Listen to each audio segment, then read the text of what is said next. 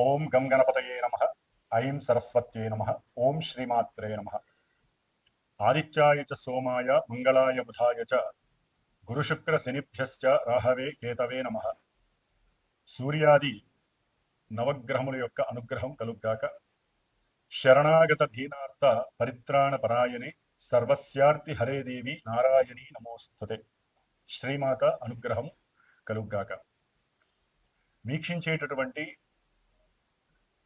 ప్రేక్షకులందరికీ కూడా విజయదశమి మరియు దసరా శరన్నవరాత్రి విశేష శుభాకాంక్షలు తెలుపుతూ శ్రీమాత అయినటువంటి రాజరాజేశ్వరి లలితా త్రిపుర సుందరి అనుగ్రహము అందరికీ కలిగి మనకి అంతరిక్షంలో సంచరిస్తున్నటువంటి గ్రహముల యొక్క కలయిక అలాగే వీక్షణములు వీటిల్లో ఏదైనా ఇబ్బందులు తేడాలు ఉన్నట్లయితే అవన్నీ తొలగిపోయి ఈ 11 రోజులు అమ్మవారి యొక్క అనుగ్రహం కలగటానికి ఎవరైతే నిత్యము పరితపించి అమ్మవారి యొక్క పూజా పునస్కారాదులు చేసుకుంటారో హోమాదులు చేసుకుంటారో వారందరికీ కూడా ఆ కాత్యాయిని అయినటువంటి లలితా పరమేశ్వరి అనుగ్రహము కలిగి సర్వత్రా విజయప్రదము కలుగ్గాక.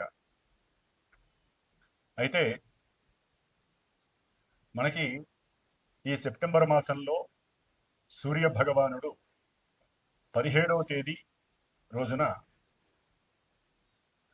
తన యొక్క స్వక్షేత్రమైనటువంటి సింహరాశి నుండి మిత్రక్షేత్రమైనటువంటి కన్యారాశిలోకి తన యొక్క సంచారాన్ని సలుపుతున్నాడు.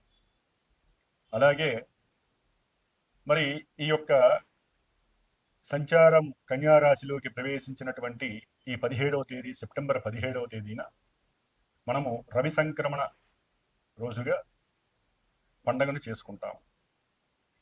మరి ఈ యొక్క సెప్టెంబర్ మాసంలో వచ్చేటటువంటి భాద్రపద మాసములో 21వ తేదీ వరకు జరిగేటటువంటి మహాలయ పితృపక్షాల సందర్భంగా ఈ సంక్రమణంలో ప్రతి సంక్రమణము కూడా ఎంతోమంది తమ యొక్క చనిపోయినటువంటి పితృదేవతలు మాతృదేవతల్ని ఎవరైతే అనుకొని భావిస్తారో వారందరికీ కూడా వీరు ఈ భూలోకంలో వారికి మోక్షప్రాప్తి కలగాలని ఇక్కడ వీరి యొక్క వంశము వృద్ధి కావాలనేటటువంటి సంకల్పంతో మరి పెదరమావాస్య అని చెప్పుకుంటూ ఎవరైతే వారి యొక్క కుటుంబ వృక్షంలో చనిపోయి ఉన్నటువంటి వారికి మోక్షం కలగాలనే భావంతో అందరి పేర్లు వారి యొక్క గోత్రాదులు తెలియజేస్తూ చక్కగా మరి ఈ సంక్రమణం రోజు 17వ తేదీ కూడా చేసేటటువంటి ఈ అమావాస్య తిథుల్లో ముఖ్యమైనటువంటి రోజుగా చెప్పుకోవచ్చు. అట్లాగే ఆదివారం అమావాస్య అయినటువంటి రోజు కూడా పెదరమావాస్య చేస్తారు. అయితే మనకి ఈ ఈ యొక్క సూర్యగ్రహణం మన దేశానికి లేదు కాబట్టి చక్కగా 21వ తేదీన ఎవరైనా సరే ఈ యొక్క పెదరమావాస్య చేసుకోవచ్చు. అట్లాగే మన యొక్క శ్రీమాత జ్యోతిషాలయ పీఠంలో ప్రతి అమావాస్య రోజు కూడా మరి హోమం జరుపుతూ ఉంటాము. మరి ఈ నెల అమావాస్య రోజు కూడా అవకాశం చూసుకొని తప్పకుండా ఎవరైతే వారి యొక్క గోచారంలో గ్రహస్థితులు జాతకరీత్యా ఎవరికైతే సర్పదోషాలు స్త్రీ దోషాలు అట్లాగే పితృమాతృ దోషాలు ఉంటాయో వారందరూ కూడా ఎవరైనా వారి యొక్క కార్యభంగాలు ఇబ్బందులు వివాహ సమస్యలు ప్రతిబంధకాలు ఉన్నట్లయితే నాకు ఫోన్ చేస్తే కనుక ఆ రోజున మీ యొక్క గోత్రనామాదులు కూడా అతి తక్కువ దక్షిణతోనే నా యొక్క పీఠంలో అందరికీ అందుబాటులో ఉండాలనే ఉద్దేశంతో నెలకొకసారి అందరి గురించి చేసేటటువంటి ఈ యొక్క కార్యక్రమంలో మీరు కూడా చక్కగా ఎక్కడున్నా సరే మీ గోత్రనామాదులు ఇచ్చి నాతో సంప్రదిస్తే నేను చేసే ఈ హోమంలో మీరు కూడా భాగస్వాములు అవుతారు. మీకు కూడా ఆ ఫలితం లభిస్తుంది. కాబట్టి ఈ యొక్క అవకాశాన్ని అందరూ సద్వినియోగం చేసుకోండి. ముఖ్యంగా ఈ యొక్క రవి సంక్రమణం కన్యారాశిలో జరిగినటువంటి రోజు నుంచి మరలా అక్టోబర్ 16వ తేదీ వరకు కూడా సూర్యుడు ఈ యొక్క సంక్రమణం నుంచి 3 నక్షత్రాలు మొట్టమొదటగా కన్యారాశిలో ఉన్నటువంటి ఉత్తర ఫల్గుని నక్షత్రము 2, 3, 4 పాదాలలోను అట్లాగే హస్తా నక్షత్రము 1, 2, 3, 4 పాదాలు చిత్తా నక్షత్రము 1, 2, 3, 1, 2 పాదాలు ఈ 9 నక్షత్ర పాదాలలో తను సంచరించేటటువంటి సమయంలో ఏ రాశులు అంటే ద్వాదశ రాశుల్లో మేషాది రాశి పర్యంతం మీనరాశి వరకు కూడా ఏ రాశుల వారికి ఈ సూర్యుడి యొక్క గోచారము ఏ విధంగా ఉంటుంది, ఆ స్థాన ఫలితం ఏ విధంగా ఉంటుంది అనేటటువంటి విషయంతో పాటుగా మరి మనకి కాలగోచారంలో ముఖ్యంగా 4 గ్రహాలు గోచార స్థితిని ఎక్కువగా మనకి నెల నెల ఈ మాస ఫలితాలను ఇస్తాయి. వాటిల్లో సూర్యుడు, బుధుడు, కుజుడు, శుక్రుడు. ఈ మాసంలో సెప్టెంబరు 13, 14, 15, 16, 17 ఈ యొక్క 4-5 రోజుల్లో దాదాపుగా సూర్యుడు 17వ తారీఖున రాశి మారుతున్నాడు. అట్లాగే కుజుడు 13వ తేదీ సెప్టెంబర్ 13వ తేదీన మరి ఇప్పటి వరకు ఉన్నటువంటి కన్యా రాశి నుంచి తులారాశిలోకి మారుతున్నాడు. అట్లాగే బుధుడు సెప్టెంబర్ 15వ తేదీ నుండి అక్టోబర్ 3వ తేదీ వరకు కూడా తన యొక్క స్వక్షేత్రము, మూల త్రికోణము, ఉచ్చక్షేత్రము అయినటువంటి తన యొక్క సొంత రాశి అయినటువంటి కన్యా రాశిలోకి మిత్రుడైనటువంటి రవితో కలిసి బుధాదిత్య యోగాన్ని అక్కడ ప్రదర్శిస్తున్నాడు. ఇది ఒక యోగ కాలము. అట్లాగే శుక్రుడు సెప్టెంబర్ 15వ తేదీ నుండి అక్టోబర్ 9వ తేదీ వరకు ఇప్పటి వరకు ఆయన కర్కాటక రాశిలో ఉండి ఇప్పుడు సింహరాశిలోకి తన యొక్క చారణ జరుపుతున్నాడు. కానీ ఈ శుక్రుడు కేతువుతో కలిసి రాహు చేత వీక్షించడం వలన శుక్రుడికి రాహుకేతువుల యొక్క దోషముతో మరి గ్రహణం పడుతుంది. శుక్రగ్రహణము అంటారు. సూర్యచంద్రులతో పాటుగా ప్రతి గ్రహానికి పడుతుంది. అందులో మరి ఈ శుక్రుడికి దోషం పడుతోంది. దీన్ని స్త్రీ దోషము అంటారు, శుక్రదోషం అని కూడా అంటారు. ఈ దోషం వలన రకరకాల సమస్యలు కలుగుతూ ఉంటాయి. ఆర్థిక పరంగా, సంతాన పరంగా, వివాహ యోగ పరంగా, కలిసి ఉన్నటువంటి దంపతులు దాంపత్య ఇబ్బందులు, కుటుంబంలో సమస్యలు, కలహాలు, కోర్టుకు సంబంధించినటువంటి సమస్యలు, ఇలా ప్రేమికులకి ఇదొక ఇబ్బందికరమైనటువంటి కాలము. ఎందుకంటే శుక్రుడు కేతువు కలిసి ఉండటం ద్వారా ఆర్థిక మాంద్యము కలగడానికి, అట్లాగే కుటుంబంలో దోషాలు కలగటానికి, ఎన్నో రకాలైనటువంటి భావాలను ప్రదర్శించేటటువంటి శుక్రుడు పాపగ్రహమైనటువంటి కేతువుతోనూ పాపగ్రహమైనటువంటి రాహుతోనూ కలిసి అంటే ప్రయాణం ఆ యొక్క శత్రుక్షేత్రమైనటువంటి సింహరాశిలో ప్రయాణం చేస్తూ ఆయన మఖా నక్షత్రము, పుబ్బ, ఉత్తరా నక్షత్రాల్లో సంచరించే సమయంలో రకరకాల పలు విధాలైనటువంటి గోచార ఫలితాలు మనకి కళ్ళకు కనిపిస్తున్నట్టు ఉంటాయి. అయితే ఇక్కడ ముఖ్యంగా వీక్షించేటటువంటి ప్రేక్షకులు ఒకటి గమనించుకోవాలి. జన్మతః మనం పుట్టిన సమయానుసారము ఆ రోజు యొక్క డేటు, సమయము, ప్రదేశము వీటిని బట్టి మనకంటూ ఒక జాతకము ప్రిపరేషన్ అయి ఉంటుంది.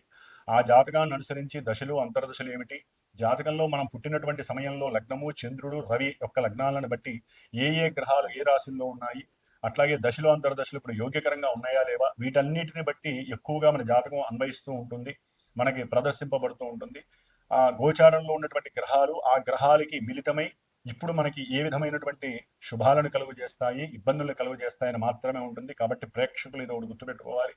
ఇప్పుడు చెప్పేటటువంటి గోచారంలో అంతరిక్షంలో జరిగేటటువంటి ఈ గ్రహాల యొక్క యుతులు, వీక్షణలు, స్థితులను బట్టి జరిగేటటువంటివన్నీ మనకే జరుగుతాయి, మన రాశులకి, మన నక్షత్రాలకే జరుగుతాయి అనేటటువంటి ఆ యొక్క అన్వయించుకునే పద్ధతిని ముందు మనం బహిర్గతం చేయాలి. అంటే మన మనసులోంచి, బుద్ధిలోంచి బయటపడేసేయండి.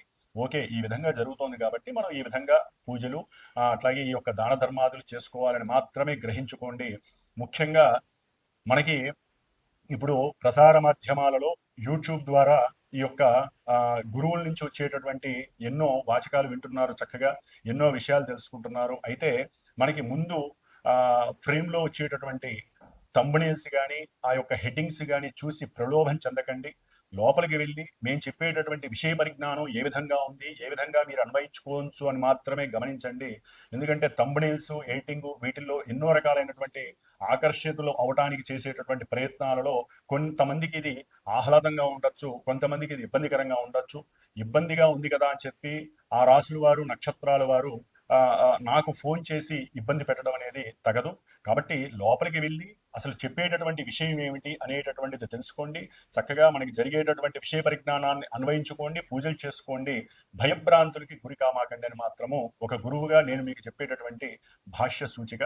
కాబట్టి అందరం కూడా ఇప్పుడు తెలుసుకుందాం ఏ రాశుల వారికి గ్రహాల యొక్క స్థితిగతులు ఏ విధంగా ఉన్నాయో తెలుసుకుంటూ చక్కగా ఇప్పుడున్నటువంటి గ్రహస్థితులను బట్టి మనకి ఏ మంచి జరుగుతుంది, ఏ రకమైన ఇబ్బందులకి ఏ రకమైనటువంటి మంత్రాలు లేకపోతే ఏ విధమైనటువంటి పూజలు చేసుకోవాలో చక్కగా మనం తెలుసుకుందాము.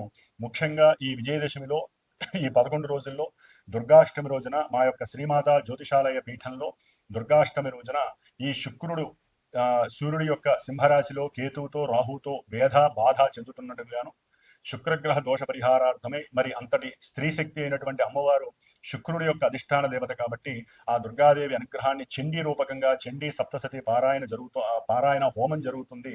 కాబట్టి ఎవరైనా సరే శుక్రగ్రహానికి సంబంధించినటువంటి నక్షత్రాలు భరణి, పూర్వ ఫల్గుని, పూర్వాషాఢ నక్షత్ర జాతకులు, వృషభ రాశి, తులారాశికి సంబంధించిన వాళ్ళు శుక్ర మహర్దశ అంతర్దశలు జరుగుతూ ఎవరైతే ఇందాక చెప్పినటువంటి ఇబ్బందుల్ని ఎదుర్కొంటున్నారో, స్త్రీ దోషాల వలన ఎన్నో సమస్యలు పడుతున్నారో, అంటే స్త్రీకి సంబంధించిన ఇబ్బందులు ఏదైనా కావచ్చు, భార్య కావచ్చు, బయట వాళ్ళు కావచ్చు, కాబట్టి కొన్ని అనారోగ్య సూచికాలు పడుతున్నారో, ధనపరమైన ఇబ్బందులు పడుతున్నారో, కోర్టు సమస్యలకు సంబంధించిన పరిస్థితులు పడుతున్నారో, ఇది ఒక మహద్భాగ్యమైనటువంటి సమయంగా భావించి మీరందరూ కూడా అవకాశం ఉంటే మీరు చేసుకునే పూజలు మీరు చేయండి, అమ్మవారి ప్రదక్షిణాలు అమ్మవారు చేయండి. ఎవరైనా ఇక్కడ దాకా రాలేనటువంటి వారు, హైదరాబాద్ రాలేనటువంటి వారు దూరంగా ఉండి మా మీద నమ్మకం ఉండి నా చేత పీఠంలో చేయబడేటటువంటి హోమాన్ని చక్కగా మీకు వీడియో ద్వారా చూపించబడుతుంది తర్వాత రోజుల్లో. అట్లాగే చేసిన ప్రసాదం కూడా మీకు అందజేయబడుతుంది. కాబట్టి ఎవరైనా సరే ఈ యొక్క హోమంలో చక్కగా ఉన్నంతలో తక్కువ దక్షిణలో చేసేటటువంటి ఈ యొక్క హోమానికి ఎవరైనా కనుక మనస్ఫూర్తిగా చిత్తశుద్ధిగా నమ్మి చేయించుకోగలిగితే ఫోన్ చేయండి. తప్పకుండా చేసి మీకు దానికి సంబంధించిన వీడియో మీకు చేరుతుంది. అట్లాగే దానికి సంబంధించిన హోమ భస్మము, కంకణ భస్మము కూడా మీకు చేరుతుంది. కాబట్టి ఇప్పుడు మనకి ద్వాదశ రాశుల యొక్క పరిస్థితులు ఏ విధంగా ఉన్నాయో తెలుసుకుందాం. ఓం శ్రీమాత్రే. కన్యారాశి. కన్యారాశి వారికి ఈ నెల సెప్టెంబర్ 17వ తేదీ నుండి అక్టోబర్ 16వ తేదీ వరకు కూడా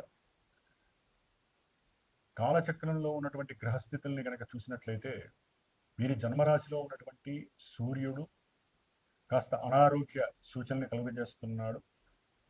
అలాగే అనుకున్న ప్రతి కార్యక్రమంలో లేకపోతే ప్రభుత్వానికి సంబంధించినటువంటి ఏదైనా కొన్ని పనులు ఉన్నట్లయితే ఆ పనుల యందు ఆటంకాలు, విఘ్నాలు, వారి ద్వారా వీరికి ఇబ్బందులు కలగటం, ధన నష్టం కలగటం, లేకపోతే గవర్నమెంట్కి సంబంధించిన విషయాల యందు వీరు కొంత జాగరూకత చూపించకపోయినా వారితో అనవసరమైనటువంటి శత్రుత్వం పెంచుకోవడం ద్వారా వీరికి జరిగే పనులు ఏవి జరగక వారు శత్రువులై కూర్చుంటారు.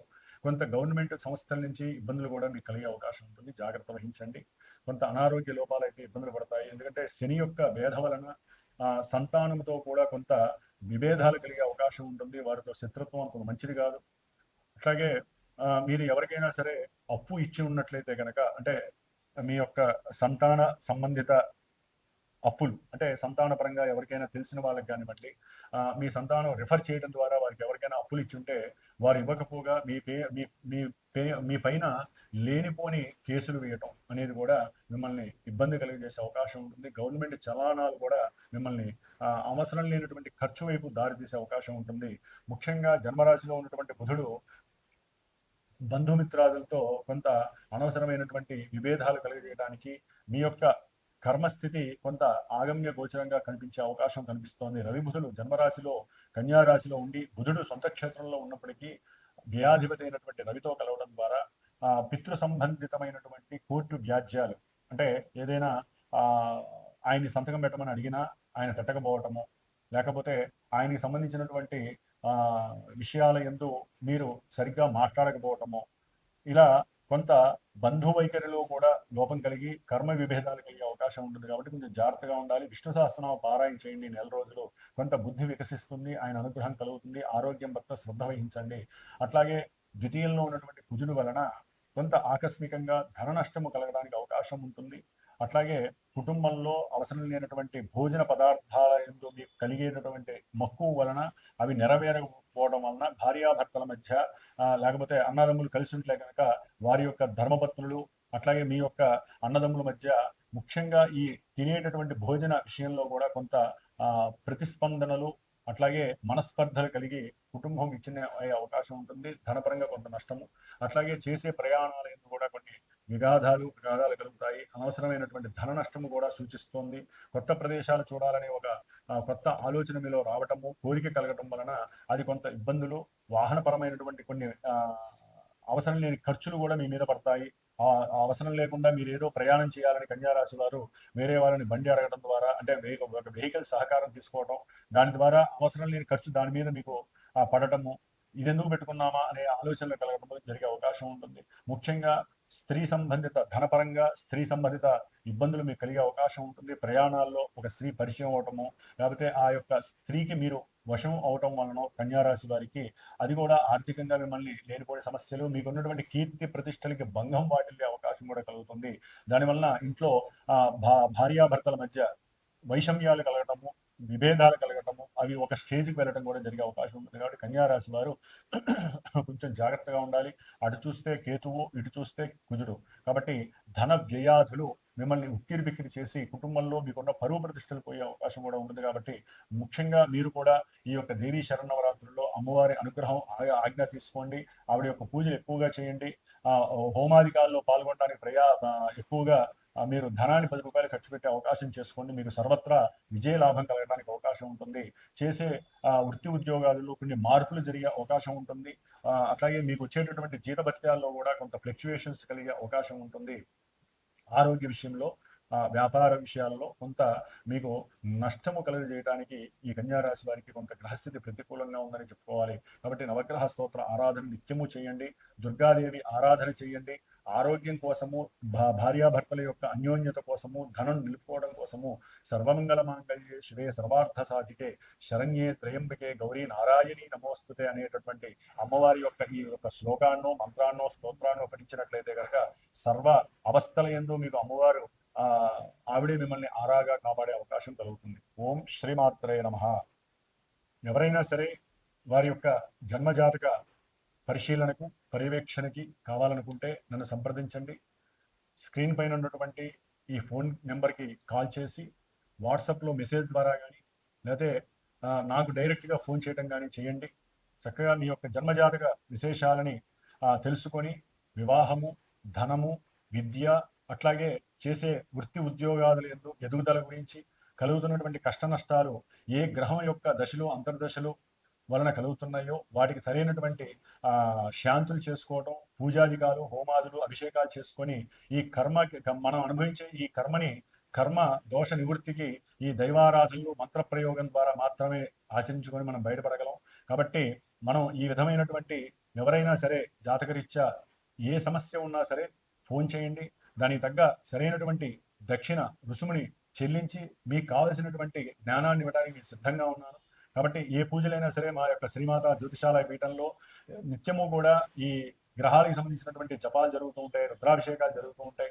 ప్రతి నెల అమావాస్య రోజున పీఠంలో ఎవరికైతే సమస్యలు ఉన్నాయో వారు విడిగా హోమం చేసుకోవాలంటే చాలా విపరీతమైనటువంటి ఖర్చులు అవుతున్నాయి. కాబట్టి ఉన్నంతలో తగినటువంటి దక్షిణతో ఈ ప్రతి అమావాస్య రోజున కూడా మా పీఠంలో హోమం జరుగుతుంది. కాబట్టి ప్రత్యక్షంగానైనా కూర్చోవచ్చు, లేదా ఎక్కడ దూరంగా ఉన్నటువంటి వారు గోత్రనామాలు ఇచ్చైనా సరే చేయించుకోవచ్చు. ఆ ప్రసాదాలు మీకు అందజేయబడతాయి. కాబట్టి ఇది గమనించి ఎవరైనా సరే ఈ యొక్క అవకాశాన్ని భాగ్యంగా మీరు తీసుకోమని చెప్పి నేను మీకు విన్నవించుకుంటున్నాను. ఓం శ్రీమాత్రే నమో నమః.